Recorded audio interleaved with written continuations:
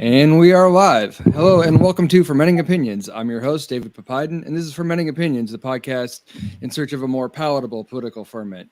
It's pretty damn unlikely today, given the news and why we're all here. Oh, I got you on. Let me mute you real quick there, Warren. Got some feedback there. Anyway, today is June 26, 2022. We were here about 2 days after the Supreme Court released their decision in Dobbs V Jackson overturning Roe versus Wade. This is something that everybody in America and pretty much the rest of the world is aware of right now. And we are here to discuss basically what that means with regards to the decision itself in terms of what your rights are or will be state by state, and what, if anything, we're going to do about it. So first of all, I wanted to welcome everybody who's joined. We've got Warren, RJ, and Haley all the way over there from Sweden. Thank you for joining. My wonderful and talented girlfriend, Janie, is here as well. Thank you for joining.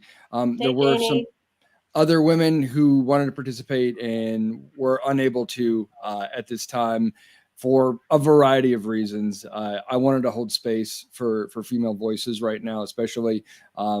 Didn't work out as well as I wanted to, but this is familiar because the last one we did when the Alito, the brief was leaked, we had the same sort of situation. So we know what's going on. I hope people are engaged in self-care right now by either not doing stuff like this if you don't feel like you're able to, and by not getting into fights with people on social media because they're here for your misery. So don't give it to them. That said, do we want to go over briefly what the official holding is in Dobbs v Jackson, especially if either of our barristers want to jump in on that? As one of the fellow barristers, I have a 2-month-old, so I'm going to pass it to RJ. Let's let a man cover this. Please, yeah, let's mansplain it for us, RJ. Thank you. Yeah. So the actual holding itself is fractured, but the majority opinion did have 5 votes for it. Those were all of the so-called conservative justices minus Chief Justice Roberts. That majority opinion held in a case in Mississippi that had passed a law that allowed abortions only up until the 15th week of pregnancy, which did not work under the structure of Roe. Roe limited abortion. You could not make abortion legal or illegal until after viability, which is normally 23 or 24 weeks. This Mississippi law was passed, like many of these laws have been over the years, specifically to challenge Roe versus Wade, but in an incremental way, which was how everyone expected this to eventually happen. The idea being that normally the Supreme Court would say, okay, we have a law before us that limits abortions to they're illegal after the 15th week of pregnancy. That is either going to be constitutional or not. This opinion went much further than that and struck down Roe versus Wade and its progeny, specifically Casey versus Planned Parenthood, which was a 1992 case out of Pennsylvania, which sort of gave more definition to what Roe meant.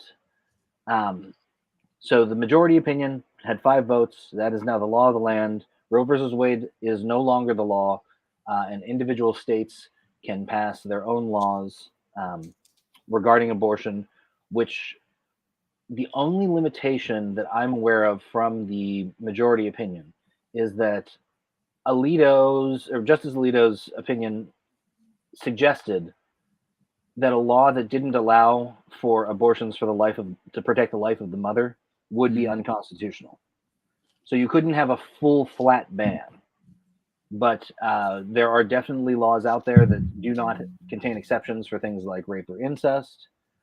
13 states had what are so-called trigger laws, which have been passed since 1973, saying if Roe is ever invalidated, which it was on Friday, these laws go into effect. Some of those go into effect after 30 days. Texas and Louisiana's are both in effect immediately upon Roe being. I think Arkansas is as well. I think I saw that yesterday. Okay, that may be. I know that Texas and Louisiana were effective at 10:19 on Friday morning. For sure. There's some of the trigger stuff in Texas, at least, is 30 days as well. Like it's going to be a felony for a woman to get an abortion in 28 days in Texas. Right. Well, so it's going to be a felony for a doctor to perform the procedure, and they're subject to life imprisonment. That goes into effect in 28 days. Yeah, Ken Paxton came out, the Attorney General of Texas, and said, as of Friday, it is illegal to perform an abortion in Texas. And I know that there are clinics in Texas that like in Houston, that canceled all appointments for abortions, saying we can't. Not that day, because they did some before 10:19 in the morning or 9:19 in the morning. Gotcha. And then they had to cancel them after that. So that's the majority opinion. The dissenting opinion is by the 3 so-called liberal justices. They were apoplectic, of course. They had a lot of different reasons for why this is a stupid decision. And that's to be expected. That means a dissenting opinion over something that was a 50-year-long precedent. Also, kind of uniquely, it's very rare for the court to grant or acknowledge a right and then later to rescind it. The only times that ever really happens are by things that we would consider really negative. Like, for example, the Supreme Court, really, it was a constitutional amendment, took away the right of white people to own black people, right? That's true. That was a right. Right. We consider that like a positive development. But normally you don't have a right to something like bodily autonomy then taken away later. Yeah. So that's sort of a unique effect of the law or of this decision. In the middle, it was a 5-1-3 decision. Some people were reporting it as a 6-3, but which initially that's what we thought it was 6-3, but Roberts did his own. What does that mean? So when you see something that's when you don't join an opinion, what it means is there are sometimes these really fractured Supreme Court opinions where you'll have like 7 published opinions and none of them get more than 3 votes. And so therefore no new law is actually ever established because a majority of the Supreme Court didn't join a holding.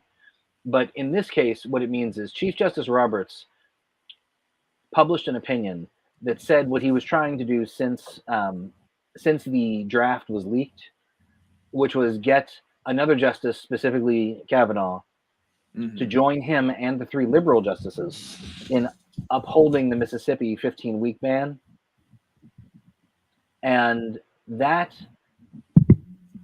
while still rescinding part of Roe, sort of, eroding at Roe, would most definitely have been the more proper thing to do here.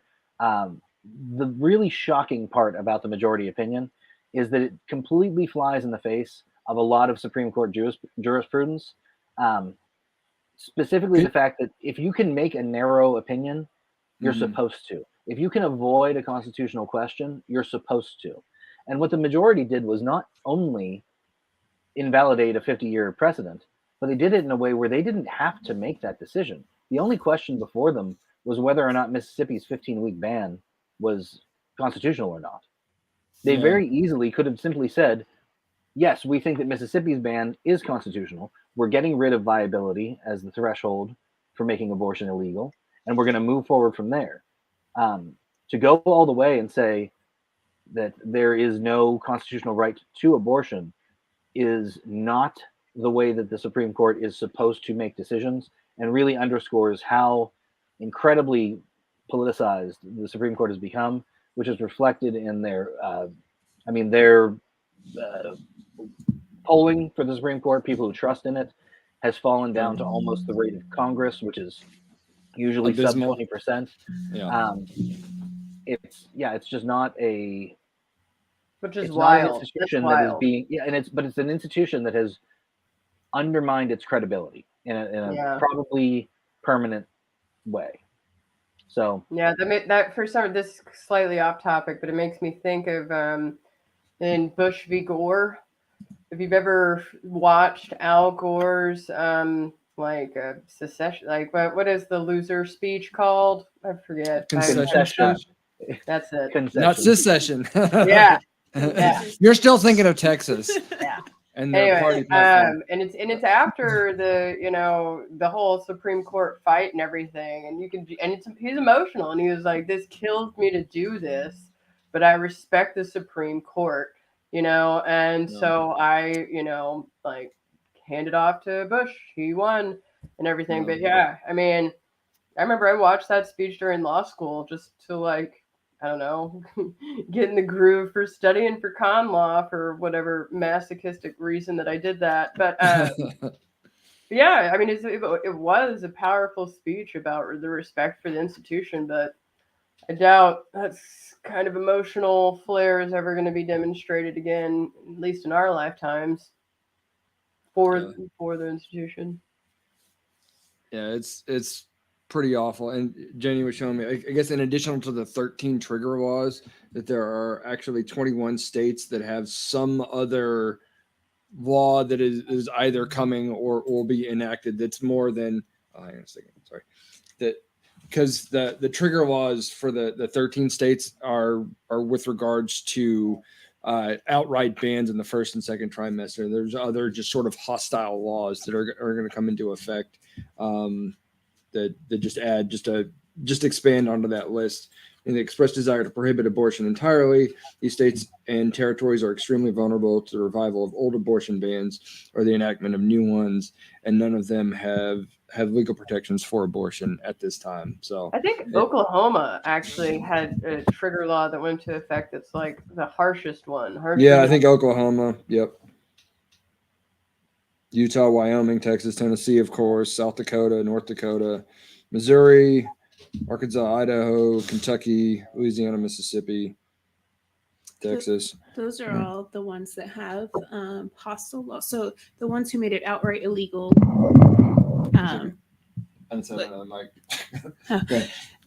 The ones that make it entirely illegal are Arkansas, Kentucky, Missouri, Oklahoma, and South Dakota.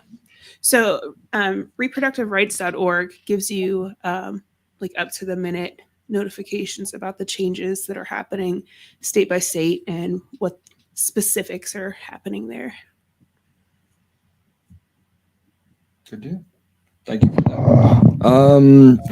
So I wanted to dive a little bit into this. It was kind of riffing off of what RG was talking about, sort of the this isn't how the SCOTUS normally does business, and that's sort of a big red flag. That this isn't just, oh, well, they just have a different, judicial philosophy than people on the left, and they just don't like that. It's not, this isn't like we're agreeing to disagree thing here, that this is non-normative jurisprudence. This is some aberrant, weird shit that's basically agenda driven, right? That's what that indicates to me.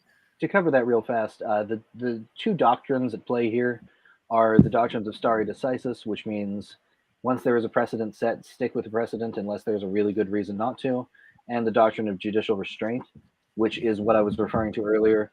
Only decide the case to the extent that the merits require you to. Don't go beyond that, and do not make a ruling from the Supreme Court about the Constitution unless there is no way to rule upon the case without invoking the Constitution. So Gotcha. Those two things, the right has been for a long time against stare decisis because since the 1930s and the end of the Lochner Court, which is a totally different conversation, the general liberal ideology has won out more often than not in the courts.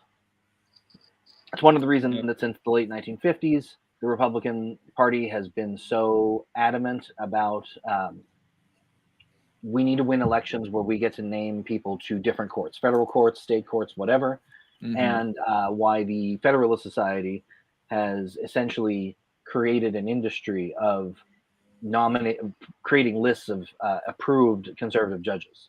Yeah, I think we talked about this last time, but they came around in what was it, 1983 Federalist Society, and then basically every appointee from that day forward that was a Republican came from the Federalist Society. You have to be a Federalist Society shortlister to be nominated by a Republican president. That's basically the way it's been. I don't Right. think there's been an exception, from their recommendations.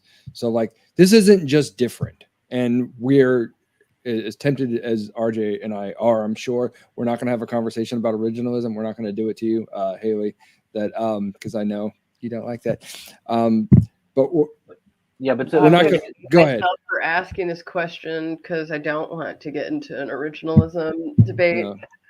But like, what about Marbury versus Madison? Like judicial review, like Judicial Yeah. review itself is not in the Constitution. It's hilarious the way that originalism undermines itself at every turn.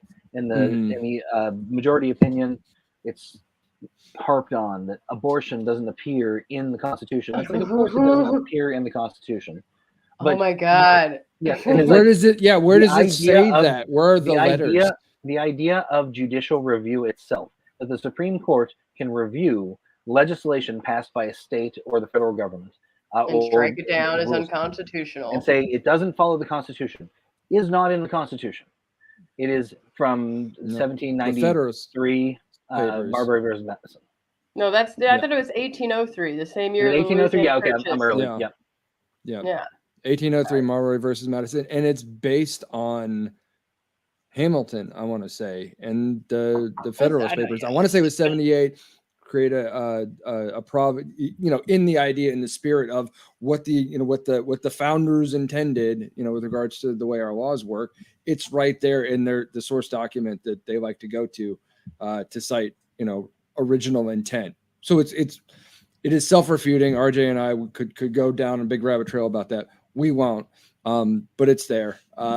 And the other thing about stare decisis, and you know what they always damn say, well, what about Dred Scott? What about, there's one, decision or another that we may find morally objectionable. They say, oh, well, you're okay. So if you're just saying precedent's all that matters, aren't we supposed to be okay with this? Well, I mean, we know that's bullshit, right? That there are bad decisions, but stare decisis isn't everything, but it should have some weight. And when you have 5 decades across jurisdictions regarding various cases regarding this as a fundamental right, when it gets hammered out that thoroughly, it's part of the body of normative jurisprudence. It is the normal way of interpreting the law, and people have come in with a unique and highly motivated interpretation to give themselves the political outcome that they prefer. And that's all this is. It's not just a we disagree thing. Like this was about the culture wars, basically.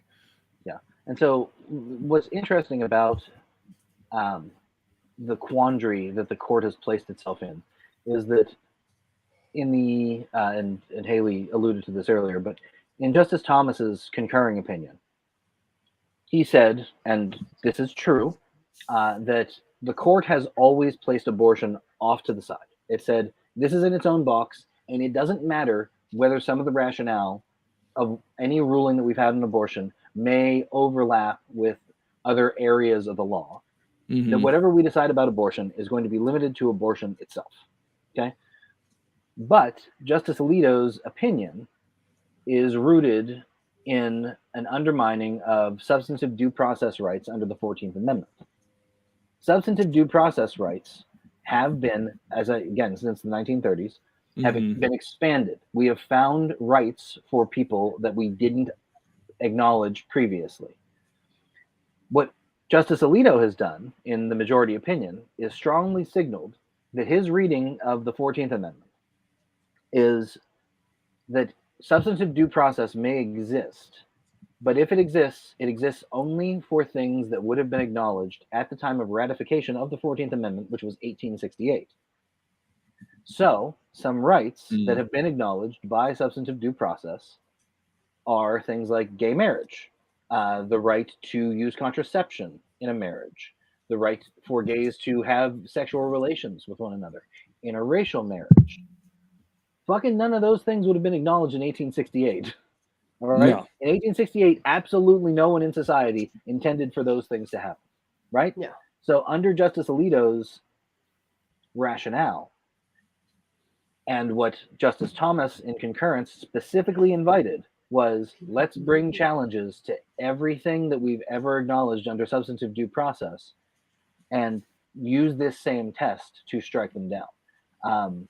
That pretty much expressly puts, especially the more recent decisions like Obergefell, which is the right to gay marriage.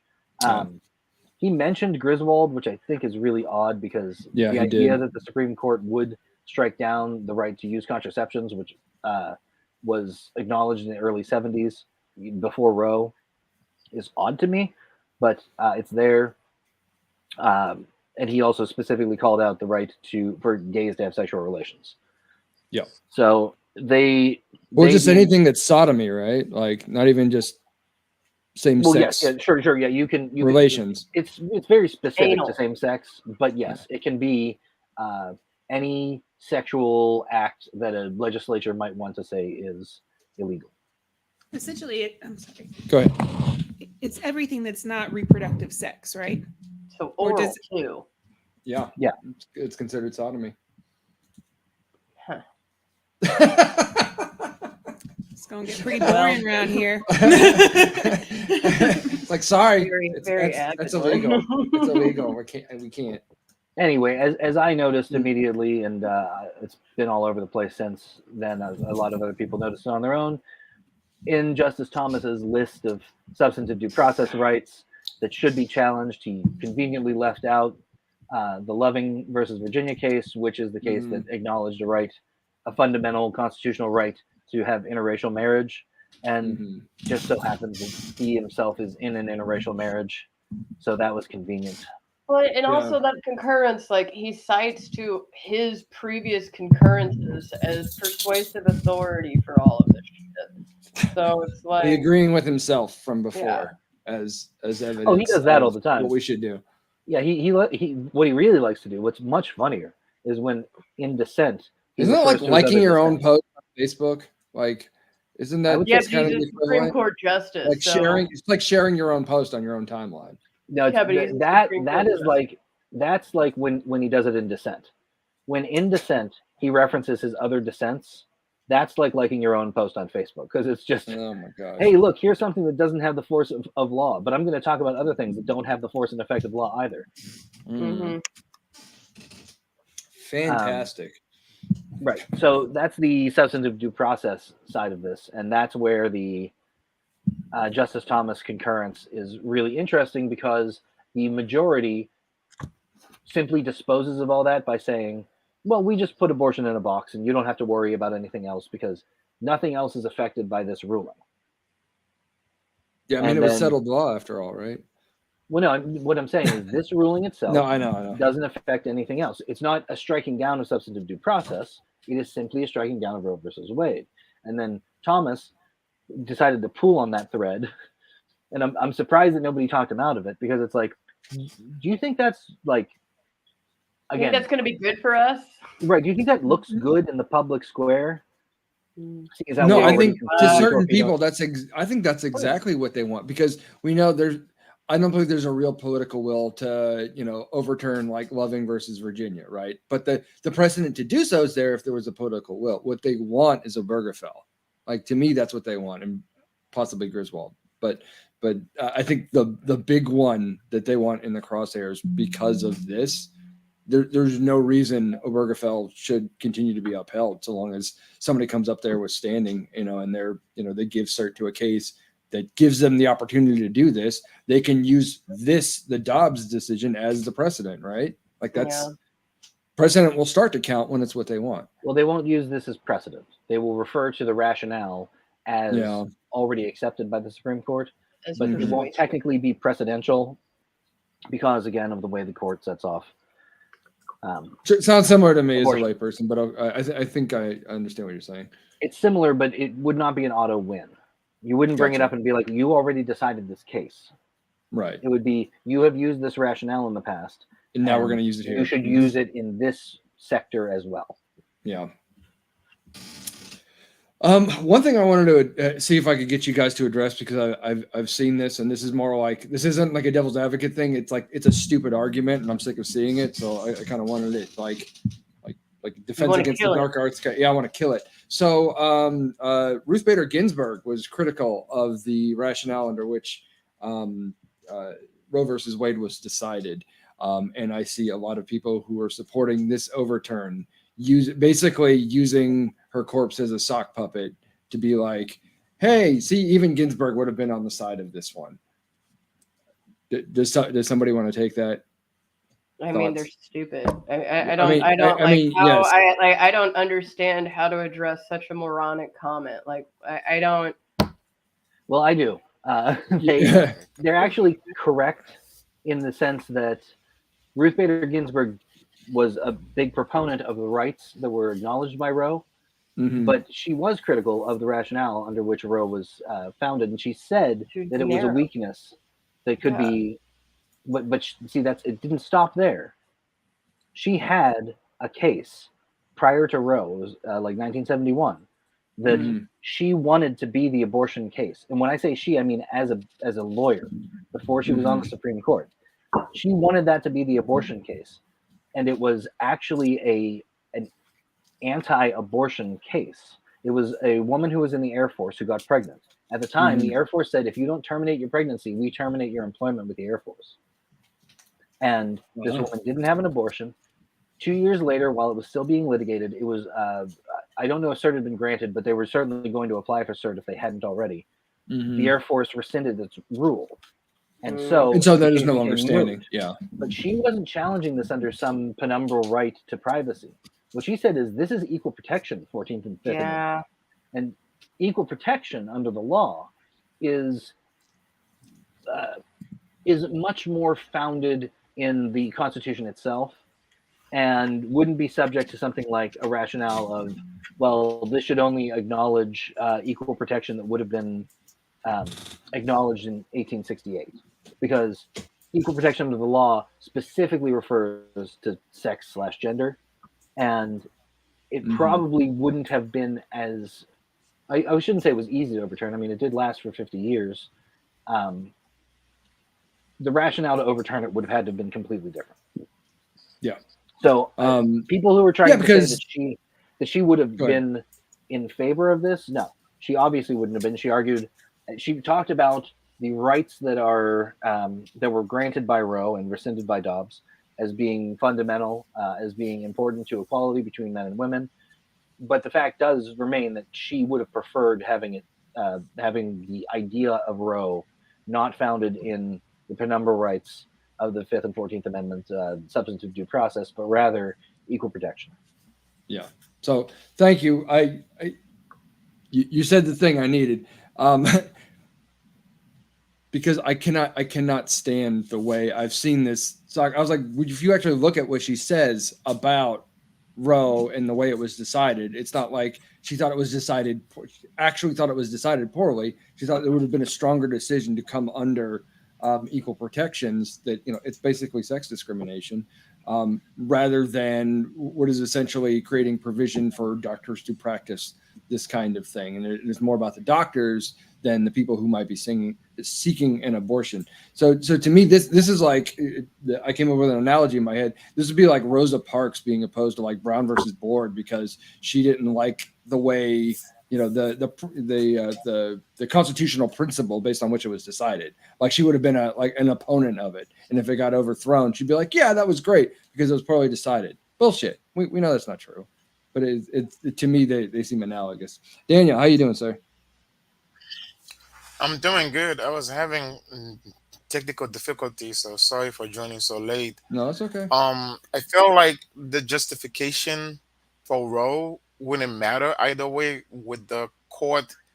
I feel like this is the old battle we've been having versus federalism versus state rights, and there's been people who's been trying to push us back toward a state right country where you have strong states, strong corporations that are independent of the federal government and can do as they please. And there are forces in America that's been always pushing for that. And they feel like a lot of these new amendments to the constitutions, the 13th Amendment, the 14th Amendment, the 15th Amendment, the 19th Amendment, all these amendments kind of, pushing us back to when the country was greatest, where you had state deciding on whom were people or whom were product or what women can do and cannot do, uh, what member of society is considered a citizen. They want to take us back to that time where the majority mm, can decide what to do with the minority in any way they wishes. Yeah, it kind of wants to revert to the the tyranny of local majorities, right? When you have Right, these right, very red right, states to decide whether or not some of its citizens have fundamental rights or not. You know, right. and And it's the that's what whole they've been Tenth attacking Amendment the versus 14th. federalism kind of debate that's been fought a civil war over, and it still comes back to states' rights to do what? Well, we see because we've got Right. 13 states with trigger Yeah. laws and another half dozen with other laws that are hostile to people who basically can abortion. Warren, I'm gonna bring Warren back in here. I don't know. Warren, you can't bring yourself back in, can you? Because you were probably sitting in the waiting room there for a while. Brother Warren, He's muted. I think I think he's muted. Yeah, I don't No, think Can you hear me now? I can. Yep. Oh, There you good. go. yes. I sorry, I switched from my personal my phone to. No, that's fine. Yeah, but I noticed when you popped yourself out, I was like, oh, he can't. He probably doesn't know how to tell me when he needs to come back in. So I just thought if you need to mute yourself or whatever in the meantime, but just kind of stay in the call, stay forward, Thanks. But anyway, so here we are now. I do think that Obergefell is probably going to be the next one to go, like RJ and I were talking about earlier. But I guess before we get into that, in terms of recourse right now, if you're living in one of these states, don't forget it is currently and hopefully will remain not illegal to travel to a state where abortion is legal to get an abortion. I saw there was a speech by President Biden. I guess it came out a few hours after the decision, kind of reinforcing and reminding that you have. And again, it is a somewhat privileged statement. Not everyone has the means or wherewithal to get themselves to a place where abortion is legal if they need one. But the option does technically still exist. And if you do need help, there are resources out there. There are people that want to help you. You've seen probably several dozen posts about people talking about, offering to help you go on a camping trip and then never talk about the camping trip. Obviously, that's a nod to helping to get you somewhere where you can get access to the healthcare that you need. I wanted to, I'll circle back around to it because I don't have it in front of me, but there's some resources with regards to that sort of thing and also other ways to get involved. Janie here she's gonna pull it up here in a minute. Yeah, it's I mean pretty bad shape. the quickest way, if for people that wanna, the ACLU is bringing up a bunch of cases at the state level to the state Supreme Court to Mhm. challenge a lot of these laws that are on the book. A lot of them are not constitutional per state constitutions. Mhm. So that's a legal course that's happening right now. But you're right. In the meantime, there are women that are being denied, health care because of this insanity of the Supreme Court. And I see a lot of I have a lot of Christian friends who are happy about this, Oh, but sure. now realizing eventually we're gonna end up with an amendment to the Constitution protecting body autonomy, because it's gonna get to the point where it's almost like the Slave Fugitive Act, where you literally had, because women gonna be running across state lines to get health care, and the legal regime you're gonna need to chase these women or prosecute these women as they go out of state, and to prosecute the healthcare provider they receive from out of state. It's gonna Mhm. create another situation with the Slave Fugitive Act, where literally you're gonna have these states fighting each other, and eventually we're gonna have to end up with an amendment to the Constitution protecting body autonomy. So I tell all my Christian friends right now that are happy about this ruling, eventually we're just gonna end up with the constitutions of equal protection under the law, as as we try to pass back in the, when was it, the Equal Amendment Act was trying to be passed, and it never I'm not became sure law. what year. I Right. guess that But go I ahead, think, yeah. yeah, I was gonna say that I think that's what's gonna end up happening with as this messiness become more real in people's life. We have women running across state lines to get health care, it's gonna be insane. It's gonna be worse than the prohibition against alcohol. Where almost like the Slave Fugitive Act. It's giving me that vibe. Yeah, for sure.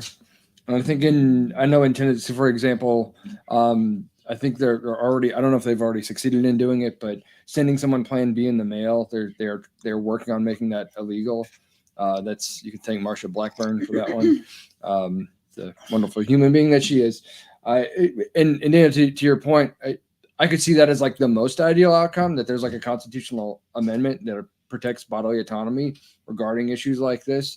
The likelihood of seeing that happen, given the state of our legislature, like our national legislature, I don't see that happening anytime soon. So for that to be a thing, we would have to have a super majority, basically, right? We would have to be, unless we're going to get rid of the filibuster, which is also not a thing currently. So what would need to happen is an enormous blue wave, and now maybe I haven't really read the tea leaves on this one to feel where people are really at and seen the polling and stuff like that. Unless there is that kind of change coming either this fall or in 24, like we will never see that, because you have to have enough to pass something with zero Republican support. And you can't forget that like Sinema and Manchin are useless when it comes to things like this.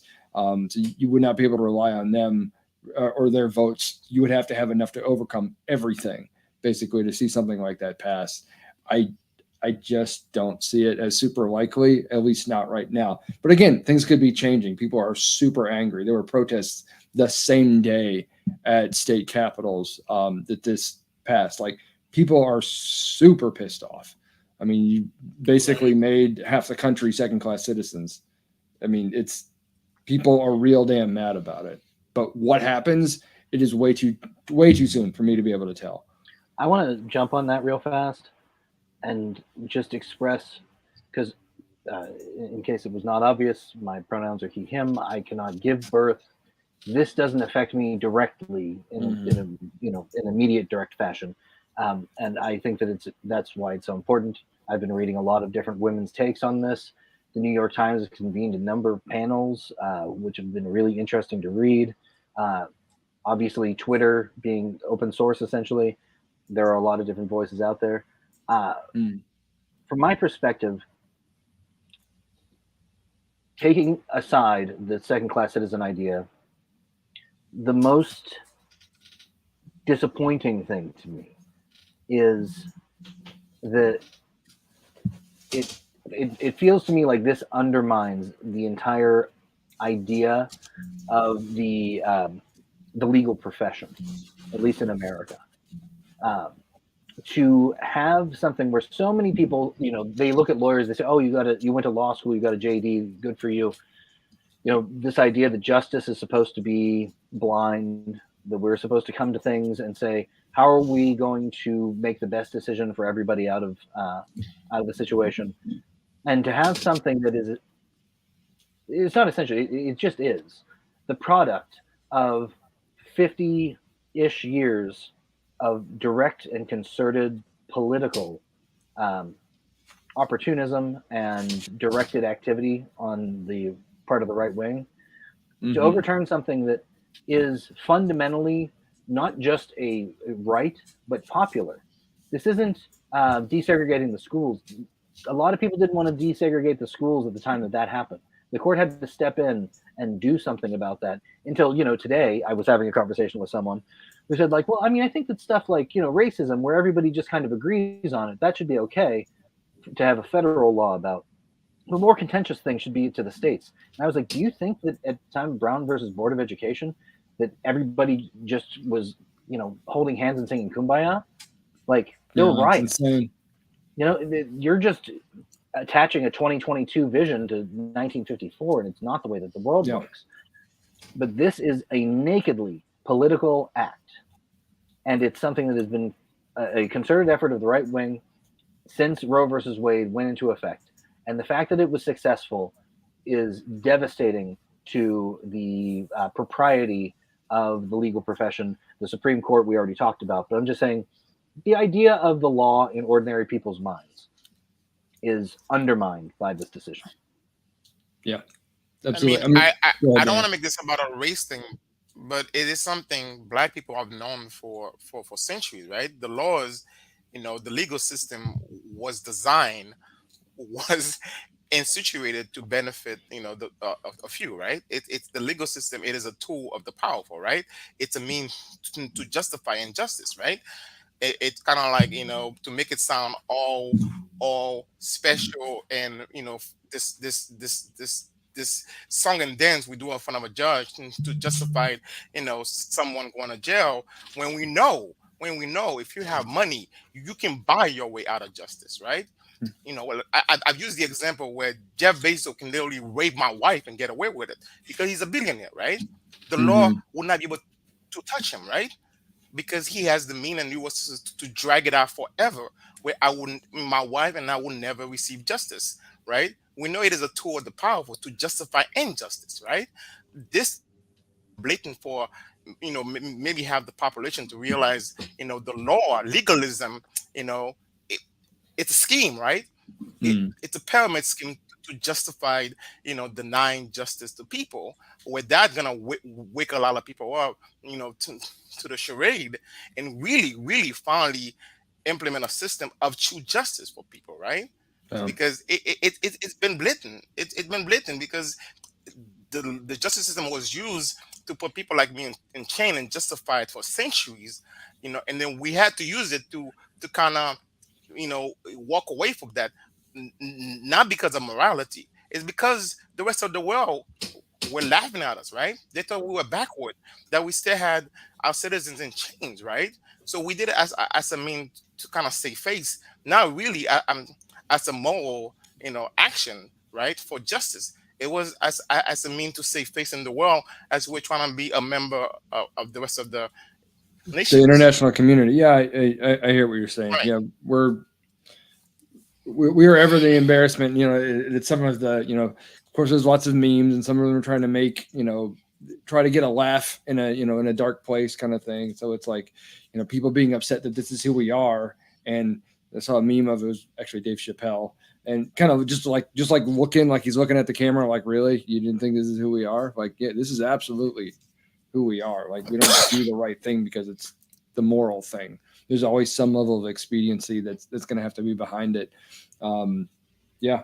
And moving forward, and I have to say this too, because, I know RJ and Haley and I, we were talking before about some of our, I don't mean it in an overly pejorative way, but like leftist friends who like to argue. And I had a guy on my podcast, I think it's part of the 2020 election, who was in a swing state, and he's like, oh, well, if I can't get Bernie, I'm just going to vote for some one-off character who's got no chance of becoming president. Like, this is why elections matter. This is why I just didn't like Hillary. That's why emails, butter emails, like, Hillary's gross, she's mean, I don't like her. Like, this is a direct result of that. The rat fucking of the Garland appointment, and these other Supreme Court appointments. They got what they wanted. All of the people who didn't really like Trump as a human being, but held their nose and voted for him, they did it for this, and they got what they wanted. Okay, and that's something to remember as the midterms are coming and as 2024 is coming up. That, like, they were rewarded for their commitment to somebody that maybe they didn't love, and that's going to continue to motivate support from people, again, who were maybe not on board with the more odious characteristics of someone like Donald Trump or Ron DeSantis or whoever ends up being the front-running candidate for the Republicans, because it's going to be more of this. That's what they want.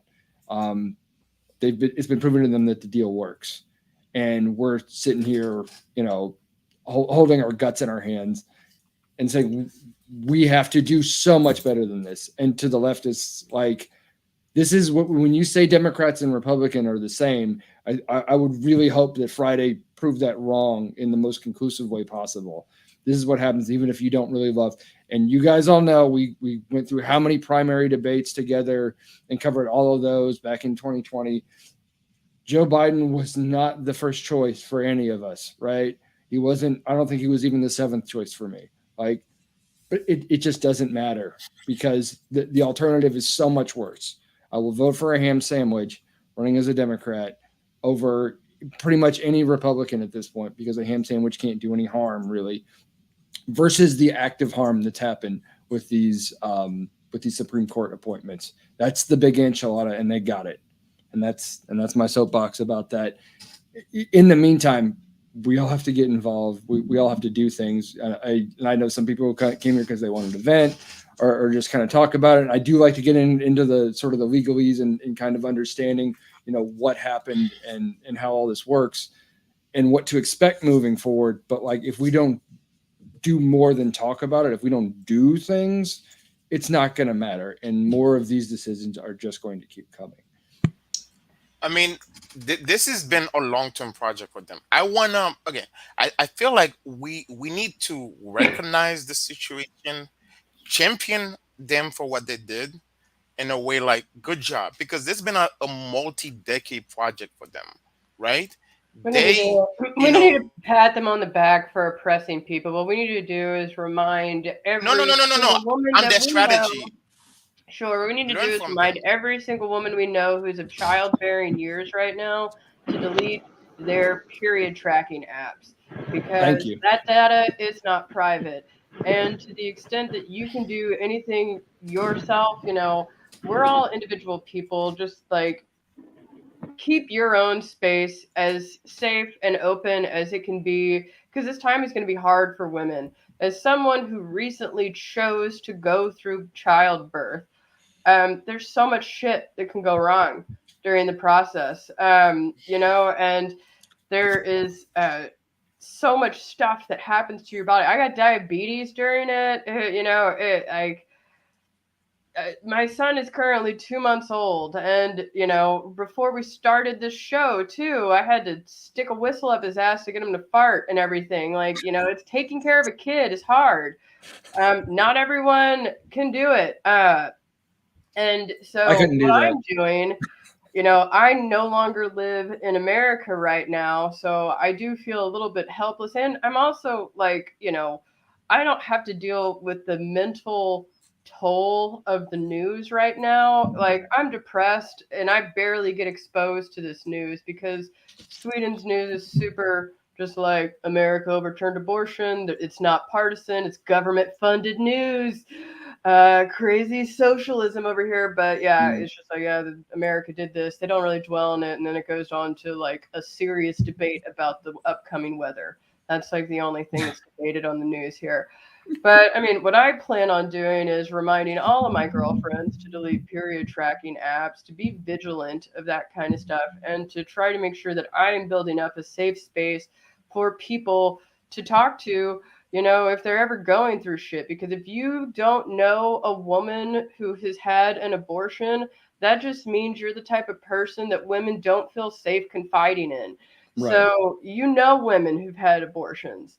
And I just hope that I can continue to be a person who people can either turn to during a difficult time, and hopefully I can build up my farm space and be a literal refugee for Americans. But that's my soapbox spiel. And no, I won't be patting any Republicans on the back for accomplishing this bullshit.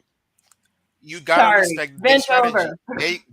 Skull. No. They committed to a multi-decade strategy, and I think we can learn from that. This is what I mean. Sure. You gotta respect your enemy. You gotta respect your enemy and their strategy, and learn from them, because until you recognize what they're capable of and truly what committed to be doing, Oh, and I then respect them. you That's will why I'm not telling all adapt my and change. girlfriends to delete Right. their period Right. Because tracking apps. No, they're not. that's the they're first not. That start. shit is That's the first private. start. Maybe a less That's the first triggering start. word would be to say you can appreciate their strategy rather than respect their strategy. Because I don't respect anything about what's happening. Again, Can I appreciate the it's effort? like- Cool. right. It's cool, but I can don't acknowledge focus that they on what won, and the I word know that I'm they're a using. tough opponent. Right. And that's what I mean. Understand what I'm Stay trying to vigilant, say. build up your safe spaces. Right. Understand what I'm trying to say. That way we need to commit to a multi-decade to build the foundations, to put people into places, to put ideas out there, to slowly build a bench of lawyers and judges So when the opportunity come for them to put their people on the Supreme Court and do this, they were in place. We need to start with the same mindset. Build the benches, build the legal expertise, putting people in places so that we can really bring in 100 years, 1,000 years of progressivism in the same way that they were committed to lay down the foundations to overturn this ruling. I feel like progress is really hard. The And I status quo is respect really that, easy to and you're right. We do have to keep that in mind. But I also think that right now, women are going to die from this within the next year. So I agree. We need to vote every November, and you need to vote with that in mind. But in the immediate interim, create a safe space for especially your child, women who are in their childbearing years. So, Absolutely. which is, around age 11 for some, or younger for some girls, up to, their 50s. So, pretty big swath of the population. And get Yeah, vasectomies. and everybody, if you're gonna start, If you don't want any more kids, get some fucking vasectomies. Step up. yeah, you guys If you're have not seen married, I don't my know why statement. every women right now. If you're not You guys married, I have don't know seen. why You guys, every can women you right hear me? now are not. Yeah, we can hear you, having Haji. sex. All right. So you guys have seen my whole statement in the garbage of the fact that if they really wanted to do that, they could just have every boy get vasectomies at puberty and then turn them back the other way when they want to have kids. I'm getting a But- vasectomy, by the way. I want to announce that, really, like, not Yeah, like a virtue and signature, which that's would not- make I a mean, good you're- point. The other thing is everybody needs to look, especially in your local areas and the local friends, and try to figure out which people, because in this area right here in New York, because we're close enough to Ohio, who had one of those laws, there are already groups that are already creating essentially bus pools that will bring people from states like ours, mine, to ours. Cleveland, Akron, and Maslin or whatever, which is basically to bring people from that area over to New York so that they would be able to get their treatment, including the fact that they are sending, there are doctors over here that are dedicating time to actually go on the bus so that they can go to that area and give that mandatory medical meeting prior to the surgery. Prior to the thing, so they're going out there to do that meeting so that then later they only have to make the one trip to actually get things done. Unfortunately, that's the world we're in, where everybody's got to kind of look and see what you can do. That's my immediate step. My immediate step is making sure that anybody who needs one can get one via the states that will continue to have it. Yeah, I mean, here's And the the resources whole- available. Idea of pushing past that, it's great and all, but if you can't agree on a simple topic, which apparently we can't on the left the way they can on the right, it's a lot easier to motivate through hate than it is to motivate through love. Yeah. And Daniel, in the comments, Daniel put in the private chat, women of America should boycott sex until this ruling is overturned. Yeah, if you shouldn't be having sex with people if you were worried about becoming pregnant and not being able to do anything about it. And you should also just not have sex with conservatives in general, because they're going to continue to vote this way. Against your rights. Yeah, Liz Estrada. The Liz Estrada strategy.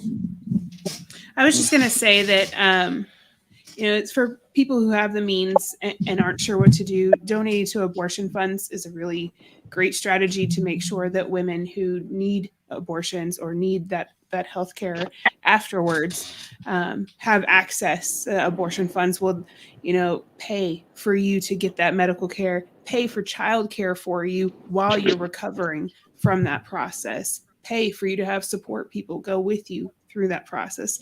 And then I think those people who think we should be forced to be incubators should go ahead and get in line to adopt all the children that we can't afford to raise.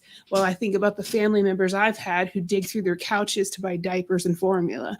I mailed some formula to the United States. I did do that. Thanks, Haley. Oh, the irony of this moment, when we have a formula shortage is just, chef's kiss, right?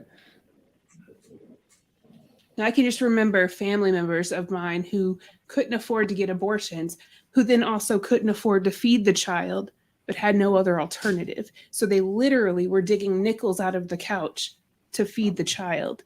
So I hope everyone who thinks that should be a reality should go out there and get ready to adopt all these babies.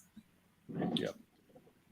And that's the thing too. Those are the same people that have been defunding the foster care system and along those lines. So of course they're not going to. Which is already. I mean, it's already outstripped the foster care system because the reality is, you can just give your baby up for adopt. So I actually don't know if this is in the current opinion, but there was this part of the Alito opinion talked about the lack of newborn infants on the free market of adoption, the shortage.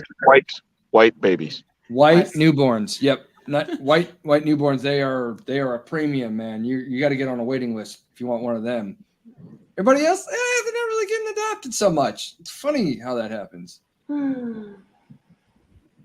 So I don't know because I've personally spent my career working with people who came up in the foster care system that nobody wanted because they had disabilities. Like literally nobody wanted, and we get them by the time they're teenagers and their behavior is out of control. Like it's really poor life outcomes are often expected without the proper supports. And it's not that those people don't ever get them or that they shouldn't be there, but we are about to see an already outstripped system get so overloaded with a spike in birth rates of unwanted children. It's going to be real damn gross.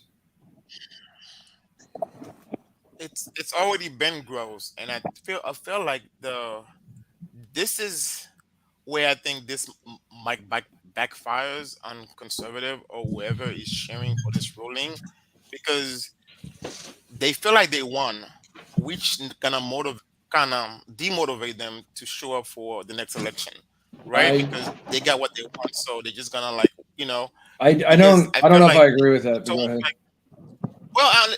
Again, it's a theory, right? So it's a theory. It's almost like they get complacent.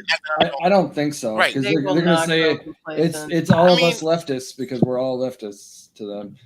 Now that we're gonna take it back if they don't keep going. They're a I mean, that's doing the exact opposite of respecting their strategy. No, they're not going to get complacent. They're going to keep driving. They vote in lockstep.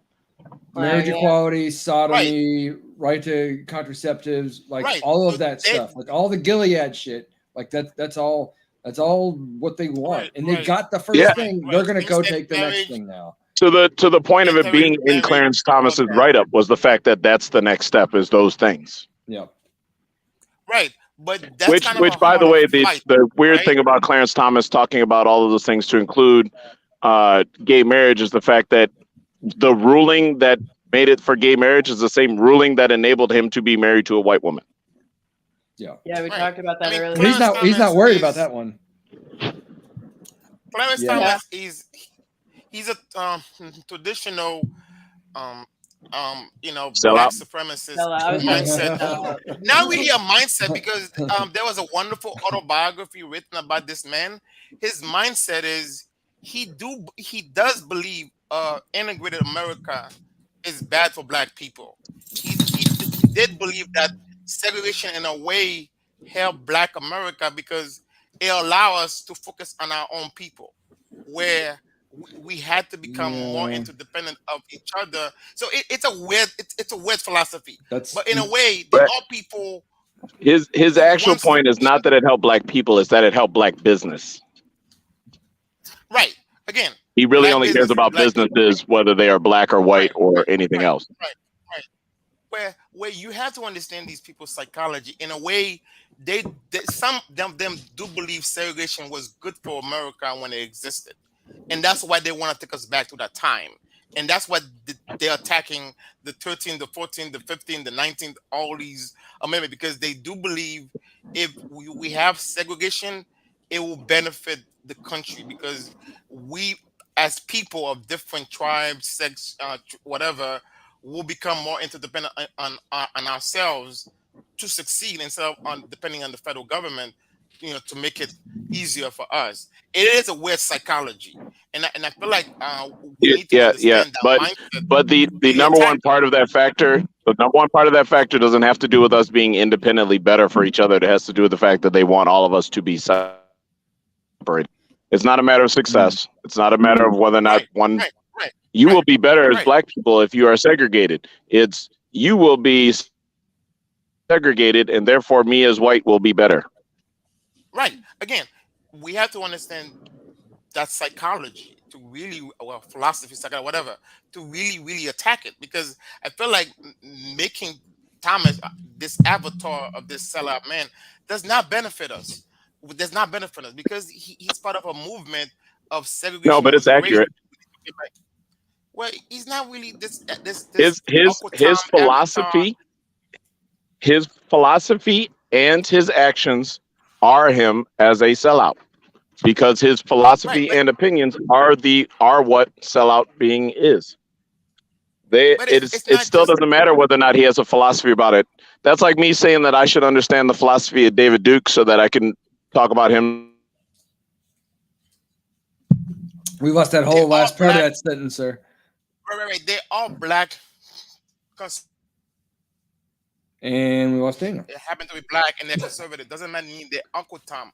We have to be careful with turning people into these avatar, and these strawmen to attack them. Where it is more beneficial to us if we understand the idea and philosophy behind it and attack those ideas. Right. The only thing that's That's my wrong with whole point. the only thing that's wrong with calling him as an Uncle Tom is people don't understand who Uncle Tom actually was. So he is a sellout. He is a class racist, as in he cares more about class than he does race. He just lumps people into that one group.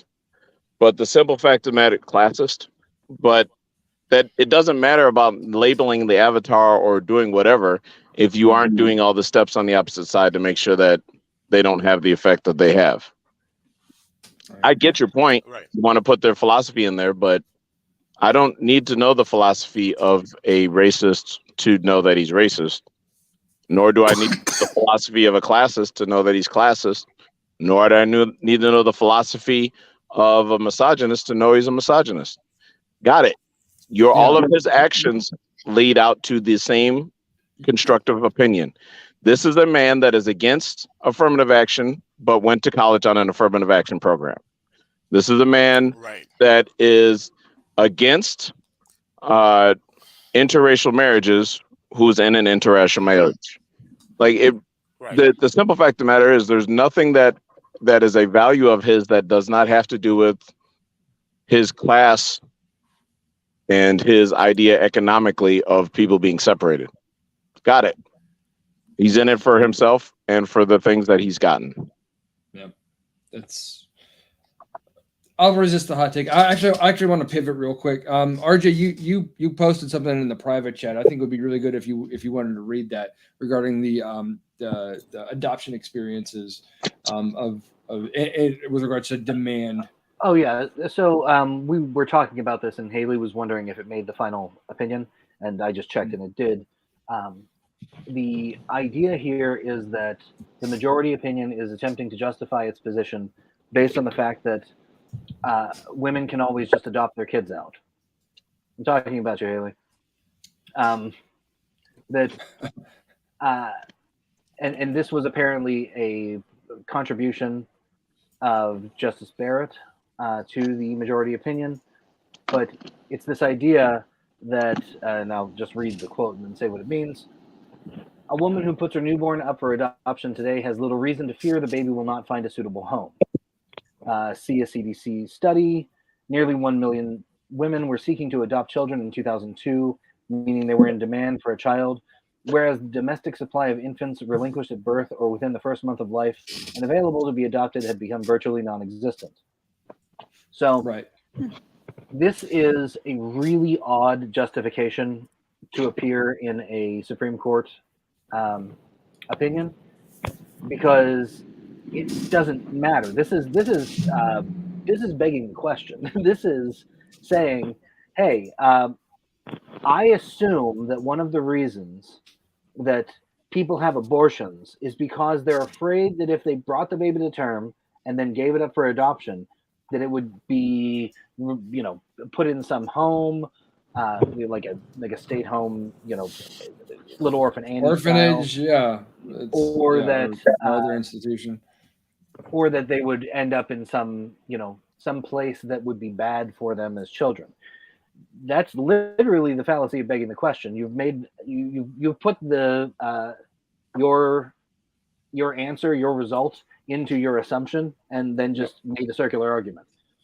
I don't know that this even matters, but the idea that the majority thinks that this speaks in favor of fewer abortions, less control over bodily autonomy by women, because we can take their bodily autonomy away as long as we have somewhere to put the baby in the end, is insanity. It makes no sense. It especially doesn't make any from sense a rights perspective. It shouldn't be considered from the perspective of particularly forced birth, because bodily autonomy is important, and it's obviously the fundamental right that we're mostly talking about when we talk about abortion. But forced birth is the thing that people should be talking about more. As Haley can tell you, very recently, birth is a big deal. Carrying a child to term is a big deal. It is one of the most traumatic experiences that a woman can go through physically. It's something that historically has been a major killer of women. It's one of the reasons that women's life expectancies were so low for so many centuries. And it's especially ironic in a place like America, where our maternal death rate is so much higher than the rest of the wealthy world. Well, and also, I just find it amazing that they put this in there. America doesn't have universal health care. Right. Like, I got diagnosed with gestational diabetes while I was pregnant. And, had I not been able to control it with diet, I would have had to get insulin. And the main risk with gestational diabetes is that you have so much sugar in your blood, you have a huge baby that just blows out your body. And, I don't know, like, you didn't have universal health care. Like, when I got diagnosed in Sweden, they immediately gave me a blood monitor and a diet plan. I had monthly meetings with a dietitian who I ended up scaring, apparently, because I sound really aggressive and did way too much research about what I did. But regardless, I had that resource as an access point.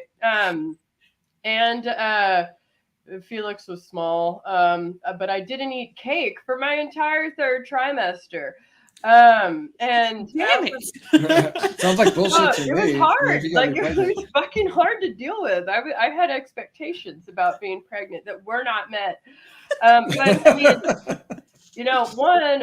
would that have been caught in America? Because the healthcare system there, it's like, especially if you're low income. And two, would you have been given like a blood test kit for free day of, meet with with someone who a diabetic specialist, within a couple of days, and have monthly meetings with a dietitian who you might scare, but it doesn't matter. No, that wouldn't have happened in America. And I don't know. Yeah, well, in America, you have to pull your pregnant self up by your bootstraps and really embrace your rugged individualism at that moment. And, rugged individualism.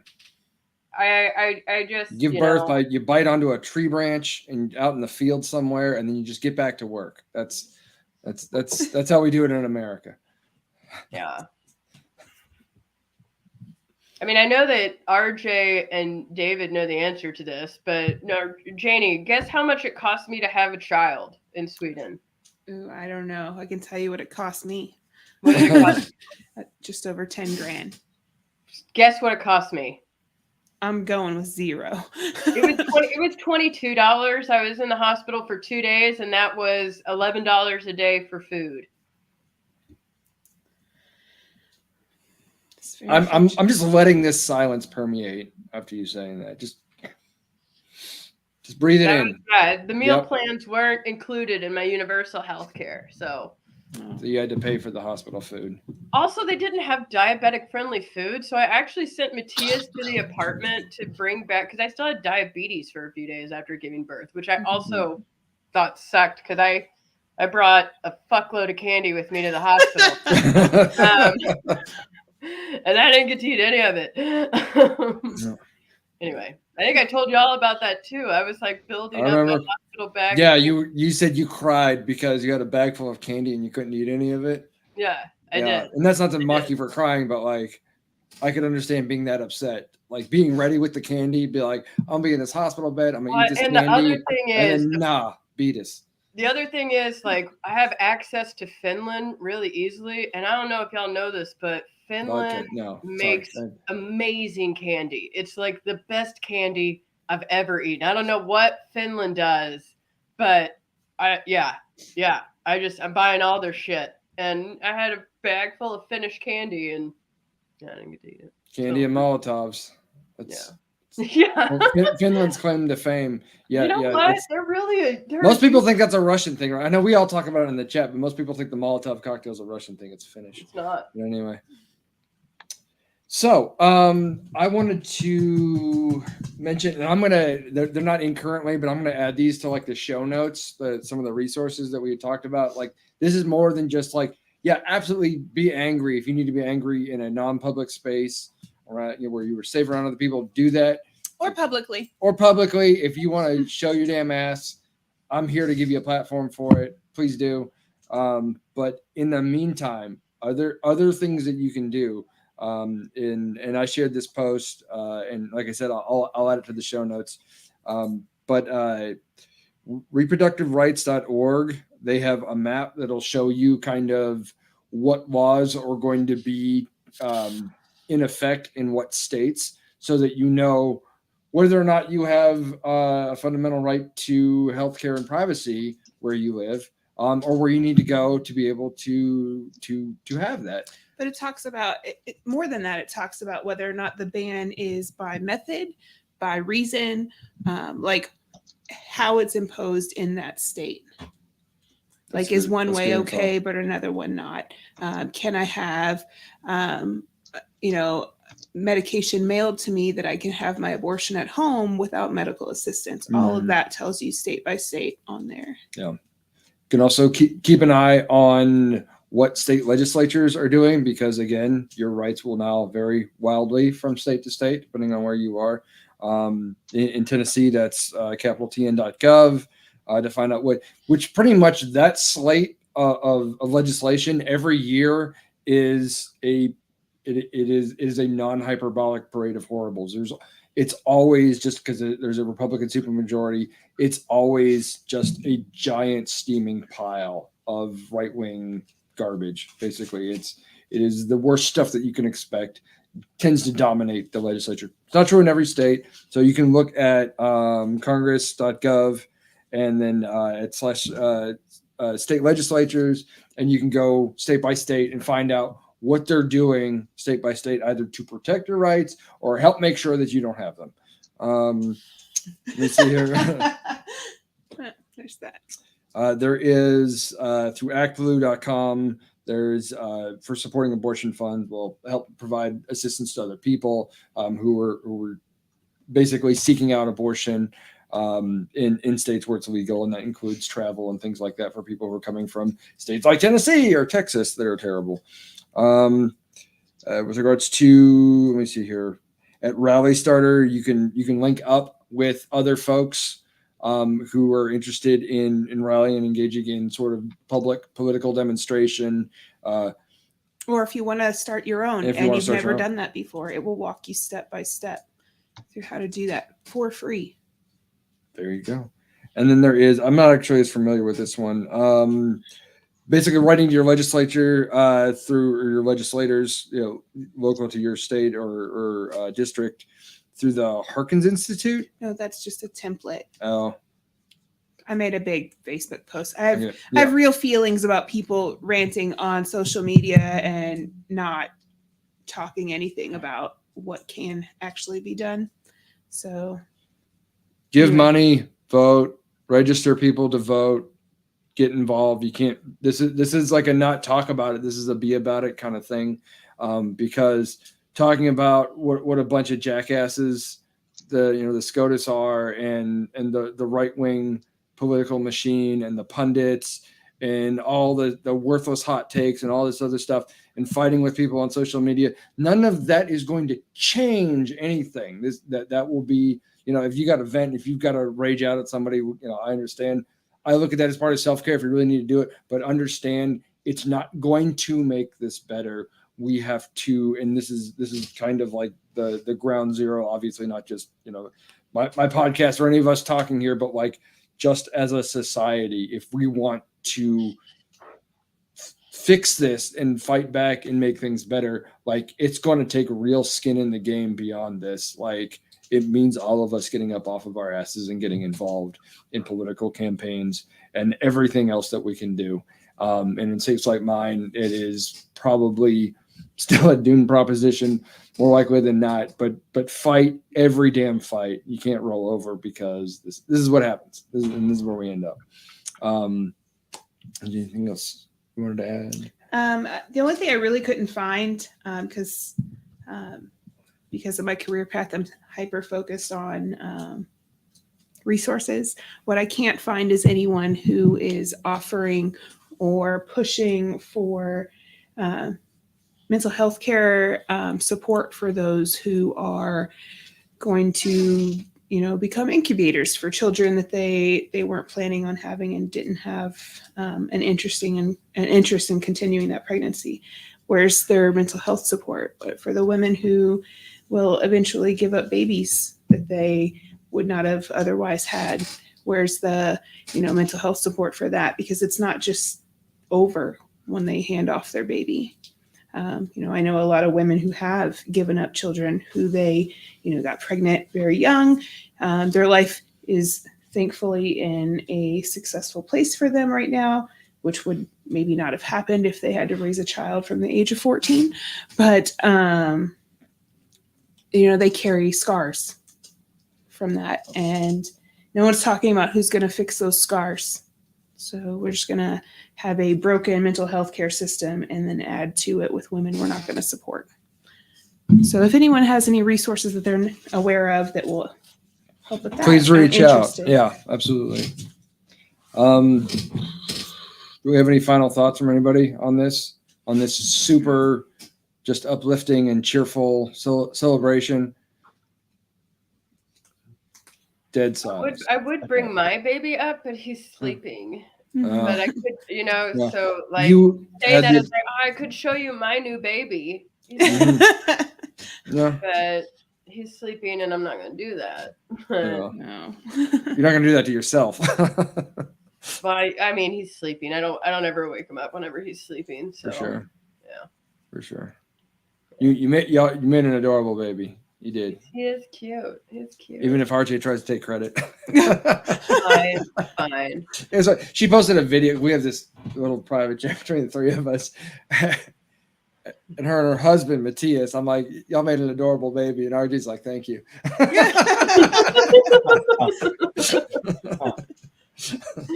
Yeah. Uh, No, that was a good point that Janie just made of that's a good resource because I have a feeling there's going to be a very greatly increased need for that kind of resource. So something to actually look into. Yeah. Yeah. Like that's something that's now I'm penciling in. Oh, I should look into that. Ask around. Definitely. I mean, it's the existing mental health care resources that are out there for low income folks are already exhausted. There's nothing left to give. So, Sure. I know some family law attorneys though, so I could just ask them if they have any idea. They might not though. So. Well, very good. Probably a good time to wrap it. We're going to end the live show here. If people feel like continuing to hang out and chat for a little bit, you guys are more than welcome to. I really appreciate everybody who came on and participated. Dark days, I'm not the optimist anyway, and putting a shiny bow on it. But there has to be energy. There has to be momentum. Even if we don't like it, even if we're tired, even if that we're all sick and tired of politics because of the Trump era and all the idiocy and all of the noise. This is what matters more than anything else. If there's a time for a whether you consider yourself a Democrat or just anybody on the left or just anybody who cares about a person's ability to govern their own body, this is the time to become a single issue voter. This is it moving forward. There really should be nothing else. As Daniel kind of pointed out, you take a page from our political enemies in this regard. That whatever else that they may not have liked, they held their nose and they got what they wanted. We will never achieve the same if we're not willing to do that. So please take all the time you need to absorb that, but do the right damn thing when it matters. That said, I'm going to end it here. If you guys are watching now, you're watching on YouTube or on Facebook. There is an RSS feed for iTunes and Beyond Pod for the show, Fermenting Opinions. The conversation will continue because this is certainly not the end. This is the beginning of a very dark political era, probably. So there's going to be a lot more to talk about. Thank you all. Take care of yourselves. Be well, and we'll see you next time.